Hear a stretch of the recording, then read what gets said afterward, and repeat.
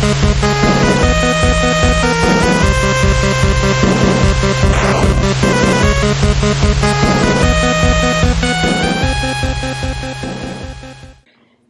welcome to the Beware the Moon podcast. My name is Hannah, and I am your host on this podcast. I realized the other day that I did not I have yet to do a review on 2020's movie Host, and that's honestly a crime. I should be ashamed of myself. So, 2020, as you probably are all aware, was the year of the pandemic. During that time, a ton of movies were pushed off and pushed back on their release dates.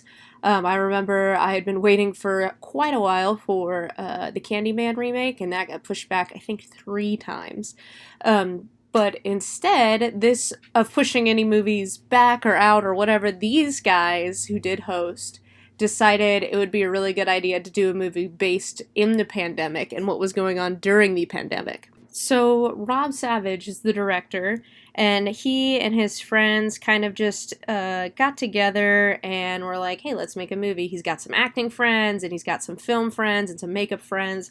And so they all kind of got together to make this movie, and it kind of just started as an idea in his head, and then it slowly evolved. And I've heard that there's not really a script for this movie. They were kind of just given beats to hit.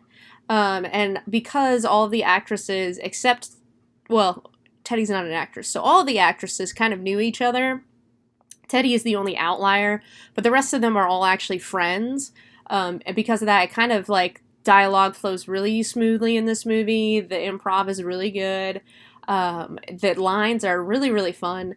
It kind of starts off slow, but once it picks up, it's really, really fun. And for those of you who are like hardcore horror movie people, this movie's going to get you a few times, but you're not going to be up at night or anything about like that. But it's a really fun movie to watch with a group of friends who are not very into horror. If you're looking for something to just, throw on at a friend party and you're looking to spook your friends, this is a perfect fit for that. My older brother, I actually made him watch it, and I have selfies of me just sitting there on the couch with him while he's hiding his face in his hand. Because the tension in this movie is real. And this movie, it's not anything like crazy inventive. It's not anything like super story thick. It's a 65-minute movie. And it's a breeze to watch, and it's a fun watch. So if you're looking for something in depth with lots of mystery, this is not it. This is just a fun, quick haunting. And personally, I enjoy it a lot. I'll put it on when I just want something in the background going. And I also, like I said, it's based in the pandemic, and the whole film is like, the perspective is a Zoom call, which I think is hilarious and also just ingenious. I think in 20 years, we'll look back and be like, man, yep, those were the days, because this is the only movie I've seen that really captures what it felt like to be in the pandemic. So if you want some pandemic nostalgia because you're a crackhead or whatever, this is also a good movie for that, but it's also just a fun movie to just enjoy. Like, it's genuinely got lots of tension. The characters are, even the ones that I don't care for, are likable to an extent, and the dialogue is a lot of fun, and the stunts are really cool.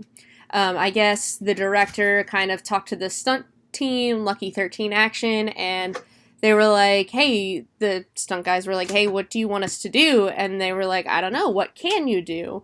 And then they kind of like sent them a list, and they went from there. Like I said, the movie's not really story heavy, so it starts off, it's a Zoom call, and this girl, Haley, invites her friend Gemma, and then their other friends, Emma, Caroline, and Radina, join them, and they set it up. They have really fun dialogue. There's a funny comment about one of them coughs, and they're like, are you okay? And she's like, I'm fine, guys, I'm not sick at all. And they're like, it's crazy, you have to cover a cough with a fart now. And I was like, yep, I remember those days. But we've got this friend group, and it turns out that they are going to do a Zoom seance, which is a really weird, like, fun activity to try with your friends. I would not recommend it.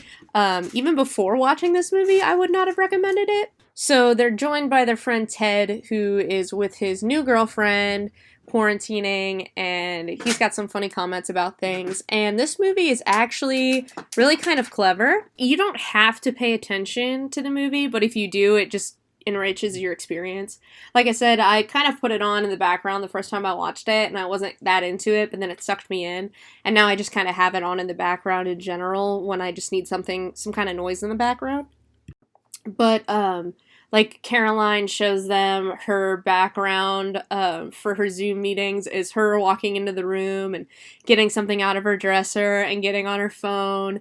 And Emma shows them the different filters that you can do on a Zoom call. And then Teddy talks about his Nan's music box, and also he's showing them this clown. And everything kind of, like, stuff comes back around, which is super cool. So they're kind of like poking fun at everything, and Haley, who is the one of the main girls in the group who set up the whole seance, she's like, hey guys, you know, Saylin is gonna be here. She's the lady doing the seance. She's in the waiting room, so please just like be respectful. Not that I think you won't, but you know, she does this for me a lot, so just be really nice to her, yada yada, take it seriously, because she does. And they're like, oh, can we take a shot every time she says astral plane? And they're like, yeah, I'm game. So already you're like, oh, that's not a good sign. So when Saylin comes in, she's explaining the seance stuff to them. She's like, we're doing it over Zoom, so I don't know how safe we'll be. You know, we have to be very focused, and, you know, your candle's important, yada yada. Typical spooky stuff. And then as they're focusing to call the spirits, Ted gets taken away by his girlfriend. And so the girls are pissed, and she's like, let's not let this, you know, deter us. Like, let's focus back up, blah, blah, blah. So they're sitting there, and they think they hear a noise. And they're like, what the heck is that? And they hear the noise again, and then Saylin's like, oh, I'm so sorry. It's actually my order. I ordered something. So she leaves, and they're like, oh, you know, they're like, oh, jeez. And I thought to myself, like, the fifth time I watched this, I was like, wouldn't it suck if you did seances for other people for a living, but you could only ever call your own ghosts? Like, that would be so fucking disappointing. You just be like, Dad, yes, I know, I love you, I miss you, please leave. I'm trying to do a seance so they can talk to their dead parents. You're being selfish, Dad. But anyway, Saylin leaves, and they're kind of like, oh, you know, and they're like, are we paying her for this? Like, what's going on? And then she comes back, and she apologizes again. Sorry, I got caught by a yawn. She apologizes again for the interruption, and they're trying to see if they've called a spirit, and Gemma stands up and is freaking out, and she says that she felt pain on her neck, and so, you know, Saylin's like, is there a name that's coming to mind? And she says, Jack. He was a boy I knew from school. He was really nice to me one time when I cracked my head open. He hanged himself, and so they're all like, oh no, you know, poor Gemma, and she starts crying and everything. And Saylin's like trying to get them to call out to the spirit, but as she's talking, something behind her on the shelf just flies off the shelf, and her feed cuts out. So they're like, oh my goodness, and they're all worried about Gemma, but as it turns out, Gemma was fucking around. She was like, oh ho, just kidding, I made up Jack. Everything was really boring, so I just made it up. And of course, Haley's pissed. She's like, I'm gonna go pee. So everyone goes to pee, and when they get back, Haley's still pissed. And Gemma's like, oh, Haley can't take a joke. And they're all like arguing, and then all of a sudden, Haley's chair gets pulled away with Haley in it. And they're like, what the fuck? And Haley's like, obviously we've called something, we gotta talk to it. Guys, if something is pulling your chair away from your table, that's not a good sign. Nice spirits don't do those things. Do not talk to it. Anyway, so they're like calling out to it. Stuff is happening in Caroline's house. So Caroline hears things going on in her attic. And she's got an attic that it's like a flat board on the ceiling that you pull down, and then it's got a typical folding attic ladder. And she's about to go up there with them on the Zoom, and then she's like, at the last second, she's like, nope, not going up there. Smart decision. She gets even smarter and goes and grabs a selfie stick and puts the girls up there with the selfie stick. And I was like, genius, brilliant. Good job, Caroline. That's final girl material right there. But Caroline, she puts them up there, and she's, you know, turning the selfie stick so they can see what's going on. and you see feet hanging, and they're like, oh gosh. So then Caroline gets down, and they're like, Caroline, get out of there, get out of there. She goes back to her room, she's freaking out. And then Haley, at this point, I think it's when Haley... We also have Emma's glass breaks, so Haley decides, like, we need to stop. So they call Salen back, and Salen's like, it's probably just a spirit trying to talk to us. Like, there's no reason to freak out. You know, it's probably just Jack, like Gemma was saying. Have you tried asking if it's Jack, Gemma? And Gemma's like, oh, shit. Because, like, obviously she's caught now. You know, she's got nowhere to go. And Haley's like, Haley doesn't make things better, which I love. She's like, I don't know, Gemma. Have we asked if it's Jack? And Gemma's like, she has to say it. She's like, he's not real. And Salen's like, he's not real as in he never existed, or he's not real as in he said something and we just didn't hear him, which is the dumbest question I've ever heard. But after she says it and explains, like, the situation, you understand why she's asking, because it's a hopeful question, you know? She's like, please tell me they're not fucking around, because they're about to find out. Like, that's kind of why she's asking. So they're like, no, he's not real. Gemma made him up. And she's like, oh, this is not good. You know, you've essentially created an identity that any spirit can put on. Like, think of it like a mask. Any spirit can wear that mask and come through and do whatever it wants. And she's like, hopefully it's just another spirit, if we're lucky. And they're like, well, what if... Caroline's crying, and she's like, well, what if we're not lucky? And they're like, what if we're not lucky, Salen? And she's like, well, then it's a demon. And of course they're like, oh. And I'm like, yeah, you done fucked around. You about to find out. So Salen's like, let's call out to the spirit. 1 knock for yes, spirit. 2 knocks for no. And they're like, do you have a message for us? And instead of knocking, a light flashes. And Haley's like, oh, a light flashed. And so they're like, okay. So they have a message. And so Salen's like, let's all ask together, are you a friend? So they all ask. And the light flashes twice and then explodes. Which is no. And as that happens, they're screaming. Haley's phone cuts out. They cannot get a hold of Salen again. And this is when shit really hits the fan, man. So, like the strong, independent woman she is, Haley decides she's going to take over. She's like, guys, I remember what Salen said. I've done this a couple of times. Let's go ahead and just imagine that rope through your door to the spirit realm. Let's imagine just cutting it. Let's thank the spirits for their time, apologize, and blow out our candles. So they do all that. And it doesn't do anything. Spoiler alert, it doesn't jack shit. So, they're all, like, feeling a little bit better. Radina takes everyone to the bathroom with her while she's using the toilet. We don't see anything. Don't worry about that.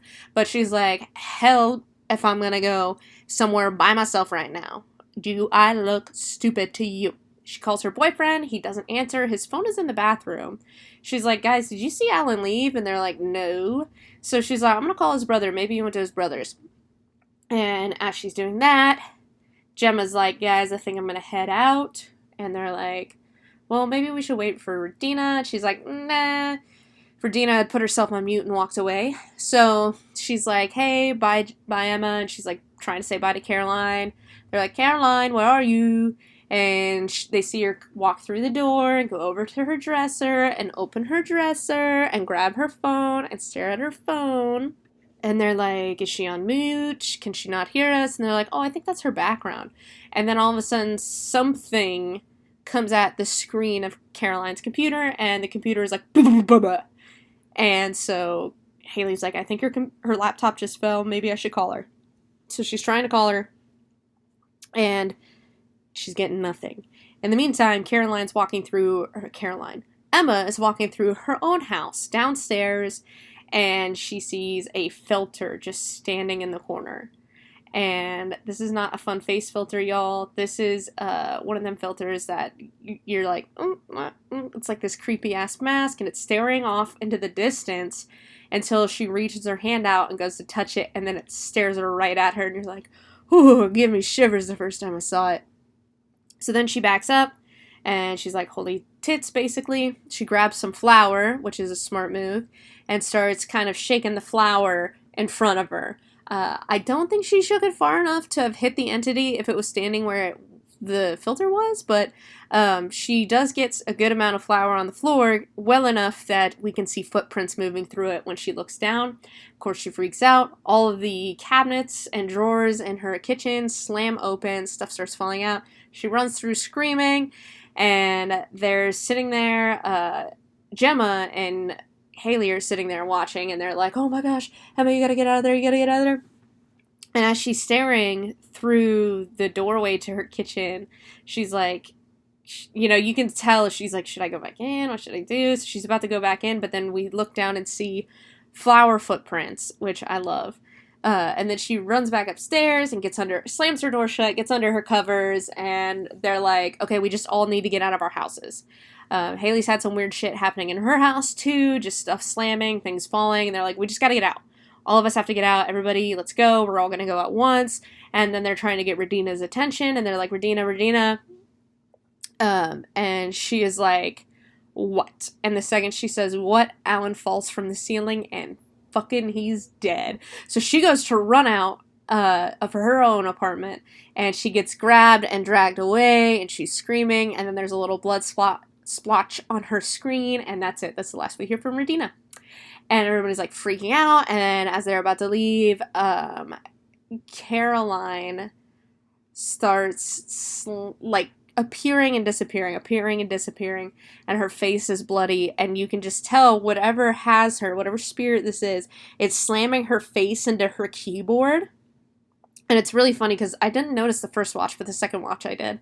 There's like little Zoom chat like scribbles, and they're like just random key smashes, and it's because her fucking face is getting smashed into the keyboard and it's sending those messages, and they're like, what is she trying to say? And then all of a sudden her face pops up and it's all bloody, and then she gets slammed a few times and she looks into the camera and she's all bloody and she's like, help me, and then she gets slammed a bunch and they're like, ah. And then Haley gets taken by the entity, and so Gemma's like, fuck this. She puts on her mask and she's like, I'm gonna go get Haley, and Emma's like, don't leave me alone, and she's like, you'll be fine on your own, Emma, you'll be fine, and she takes her phone with her, to her credit, but she loses connection to the Zoom call. So poor Emma is just under her covers in her house sobbing, and all of a sudden Teddy's screen appears. Fucker bounced for most of the horror, but he's back now at the worst possible time. And he's got his little clown, and he's, like, trying to freak him out. Joke's on you, Teddy. We're already freaked the fuck out. Nothing can get worse from here. At least, that's kind of what you think when he appears. But it definitely does. So, Teddy's like, where's everybody? Blah, blah, blah. You guys are fucking with me. And Emma's like, no, you need to get out of the house, Teddy. Like, you need to leave. And the lights go off, and Emma's like, you gotta leave. And he's like, nah, it's fine. And this happens all the time in the country. The lights just go off. I gotta go find the breaker box. It's fine. And then we get some good jump scares in Teddy's segment. He's going up the stairs, and as his phone turns the corner, there's like this freak monster in the camera, and he runs away. A bunch of shit shoots out at him. He goes and runs outside, and Jenny, his girlfriend, gets picked up, and her neck gets snapped in midair, and then she just drops into their pool, and you're like, oh, holy shit. So then he runs into the barn, and Emma's like, this isn't going to work, Teddy. Like, you need to leave. You need to listen to me or you're going to die. And he's sitting there, and all of a sudden you hear the fucking Freddy Fazbear music box. Just kidding. It's his Nan's music box. And he gets up and goes over to it, and then it catches fire, and something hits him, and then he's laying on the ground, and then he catches fire, and it's a really cool shot because the screen freezes. And you can still hear him screaming, even though it's frozen on like a moving flame. And that's just like how his camera stays for the rest of the duration, which is super fucking cool. And Emma, being all alone, decides she's going to stand up, and she's about to leave, but then she notices something by her door, so then she throws a blanket over it, and it just envelops this thing. So it goes from being, clear air, she throws the blanket over it, and it just hangs around this thing like a fucking sheet ghost. And of course she freaks out, and she jumps out her own fucking window.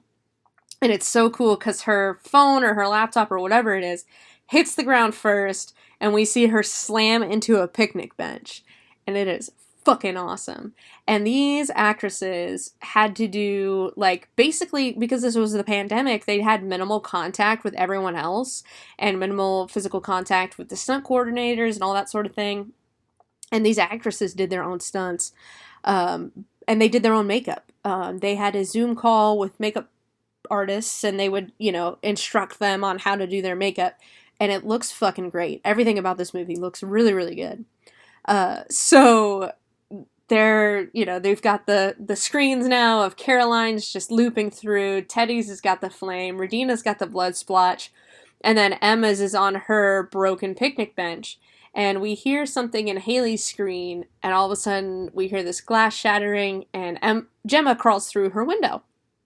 And she sees on the laptop screen that everybody else is frozen, and she just kind of, you can see she's like horrified. She assumes everybody's fucked. And this bottle flies out of nowhere and hits her in the head. And you think that that's where the movie's going to end. But it doesn't. She gets up, she grabs the laptop, she moves forward into this room, and she finds Haley! Which, not gonna lie, first time I saw this, I thought Haley was already dead. I was very surprised to see Haley alive. And Haley has this, what are they called? Those cameras, I know what they're called. I just mind fart. Polaroid, that's the one. Enjoy that weird silence of me trying to figure out what the fuck Polaroid is. So she's got a Polaroid, and she takes it with them because she thinks she sees something. And so she takes a photo, and it flashes, and you don't see anything. And then she takes another, and it flashes, and you don't see anything. And I think it does 5 flashes. So 3 is usually, like, the max, and then you get the scare. Or you get 2, and then on the 3rd, you get the scare. So when they hit 4, I'm like, are they not going to do the scare? But then on the 5th one, they do a jump scare, and it is so good. Because it kind of makes you relax a little bit. You're like, oh, maybe nothing's there. And then, boom, hits you. And the funniest thing ever, the Zoom call ends because they've run out of their 60 minutes. And the first time I saw it, my immediate reaction was anger. I was like, what the fuck? But then I was like, oh yeah, Zoom calls really do only last 60 minutes for free Zoom calls. So then I started laughing, and I thought that was funny. And honestly, like, now that I've seen it a bunch of times, I can't imagine a better ending for a movie that's supposed to be just like a snapshot in time. Because, like, that is the most frustrating thing about Zoom. Was your like automatic end time at 60 minutes unless you paid for premium or whatever the fuck it was. So it was a lot of fun watching this movie, and I think for those of us who have lived through the pandemic, it will continue to be fun. Like, I just think it's amazing because, like, it's literally just a snapshot in time. I think when I have kids and they get older, I'm going to show them this movie, and they're going to be like, what? Things were like that? Yeah, things were like that for a little while. Like, it's just really interesting and really funny, and if you're someone who's like, oh, the pandemic wasn't that bad, go watch this movie, because then you'll remember, and you're like, oh yeah, that fucking sucked. But, the characters, like I said, are lots of fun in this movie. It's got a couple of really good jump scares. The makeup is really good. And at the end of this movie, so I don't know how it is if you buy the DVD, but on Shudder, it automatically plays... Actually, no, that's not true. On the DVD, it automatically plays the seance that the cast and crew did. So some of the cast and crew got together and did a Zoom seance.